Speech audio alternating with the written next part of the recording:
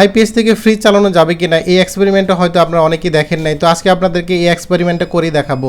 তো এখানে দেখতে পাচ্ছেন আমার একটা এনার্জি মিটার আছে, এটা একটা circuit breaker, smart circuit breaker, এবং এই স্মার্ট সার্কিট ব্রেকার কিন্তু মোবাইলের মাধ্যমে কন্ট্রোল করা যায়। আইপিএস থেকে এই স্মার্ট সার্কিট ব্রেকারে আমি পাওয়ারটা দিয়ে দিয়েছি। এখন আমি ফ্রিজের লাইনটা খুলে এই স্মার্ট সার্কিট ব্রেকারের সাথে আমি কানেকশন দেবো।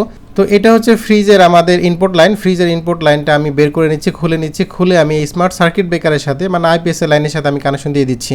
এর আগে মোবাইল দিয়ে আমি এই সার্কিট ব্রেকারটা বন্ধ করে নিচ্ছি। তো ফ্রিজের লাইনটা আমি দিয়ে দিলাম।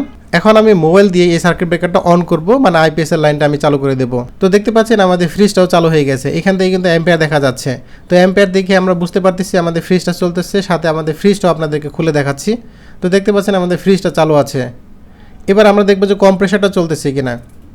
ফ্রিজের পিছনে যে কম্প্রেসারটা আছে, তো আমরা কম্প্রেসারটা দেখছি। তো দেখতে পাচ্ছেন কম্প্রেসারটাও কিন্তু চালু আছে।